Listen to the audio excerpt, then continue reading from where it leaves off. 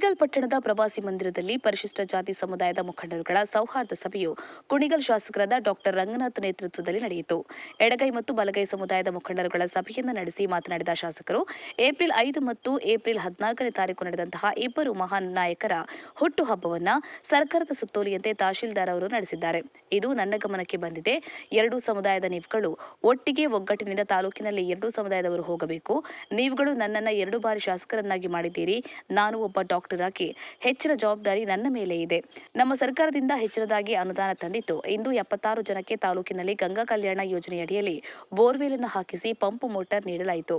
ಎಡ ಮತ್ತು ಬಲ ಸಮುದಾಯದವರು ನನಗೆ 2 ಕಣ್ಣುಗಳು ಇದ್ದಂತೆ. ತಾಲೂಕಿನಲ್ಲಿ ಒಟ್ಟಿಗೆ ಸೌಹಾರ್ದಯುತವಾಗಿ ಹೋಗೋಣ ಎಂದು ತಿಳಿಸಿದರು. ಇನ್ನು ಸಭೆಯಲ್ಲಿ ಕೇವಲ 8 ರಿಂದ 9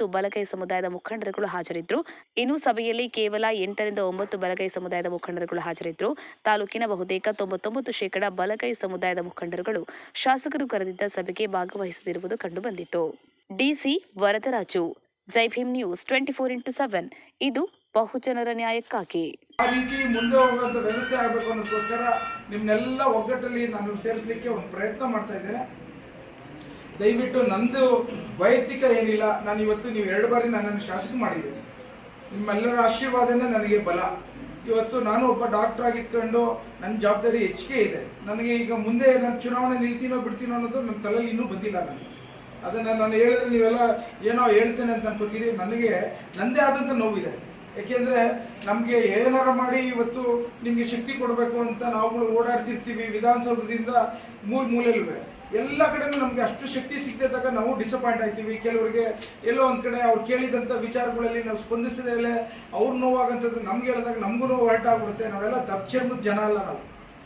ನಾನು ಆ ಕಾರಣಕ್ಕೋಸ್ಕರನೇ ನಾನು ಇನ್ನೂ ರಾಜಕೀಯದ ಬಗ್ಗೆ ಅಷ್ಟು ಒಲವು ನೀವೇನಾದ್ರು ತಿಳ್ಕೊಂಡಿದ್ರೆ ಇನ್ನೊಂದ್ಸಲಿ ನಾನು ಒತ್ತು ಕೊಟ್ಟು ಹೇಳ್ತಾ ಇದ್ದೀನಿ. ನನಗೆ ಅಷ್ಟೊಂದು ರಾಜಕೀಯದಲ್ಲಿ ಈ MLA ಮುಂದುವರಿಸಬೇಕು ಅನ್ನೋ ಒಲವು ನನಗಿನ್ನೂ ತಲೆಯಲ್ಲಿಲ್ಲ. ಒಂದು. ಎರಡನೇದು, ಇವತ್ತಿನ ದಿನ ನನಗೆ ಸಾಧ್ಯವಾದಷ್ಟು ಎಷ್ಟೆಷ್ಟು ಸಿಗುತ್ತೋ ನಮ್ಮ ಸರ್ಕಾರದಲ್ಲಿ ಹೆಚ್ಚಿಗೆ ಅನುದಾನಗಳನ್ನು ತರಬೇಕು ಅನ್ನೋ ಪ್ರಯತ್ನದಲ್ಲಿ ನಿಮಗೆಲ್ಲ ಗೊತ್ತಿದ್ದಂತೆ ಇವತ್ತು ಹಿಂದೆ ನೇರ ಸಾಲ ಪಾವತಿ ವಿಚಾರದಲ್ಲಿ 2-3 ಕೊಡೋದ್ರಲ್ಲಿ 100 ಕಡೆ ಕೊಟ್ಟೆ. ಇನ್ನೊಂದು ಇವತ್ತಿನ ದಿನ ಮೈನರ್ ಇರಿಗೇಷನಲ್ಲಿ ಅಲ್ಲೂ 5-10 ಕೊಡ್ತಿದ್ರು. ಇವತ್ತು 76 ಜನಕ್ಕೆ ಗಂಗಾ ಕಲ್ಯಾಣ ಕೊಡಿಸೋಂಥ ಭಾಗ್ಯ ನನಗೆ ಸಿಗ್ತಾ ಇದೆ. ಅದೇ ರೀತಿ ಬಹಳಷ್ಟು ಜನ ಇಲ್ಲಿರೋರು ನಮ್ಗಾಗ್ಲಿಲ್ಲ ಅಂತ ಭಾವನೆ ಬರುತ್ತೆ. ನಾನು ಒಂದು ಮಾತು ಹೇಳಲಿಕ್ಕೆ ಇಚ್ಛೆ ಪಡ್ತೇನೆ. ಒಂದು ರೀತಿಯ ಬಡತನದ ಒಂದು ವ್ಯವಸ್ಥೆಯ ಸೂಚ್ಯಂಕ ಇಟ್ಕೊಂಡು ಆ ಮಾದರಿಲಿ ಒಂದು ಯಾರ್ ಸ್ಟಿಕ್ ಇಟ್ಕೊಂಡು ನಾನು ಕೊಡೋಂಥ ಪ್ರಯತ್ನ ಮಾಡಿದ್ವಿ. ಎಲ್ಲ ವ್ಯತ್ಯಾಸ ದಯವಿಟ್ಟು ಕ್ಷಮಿಸ್ಬಿಡಿ.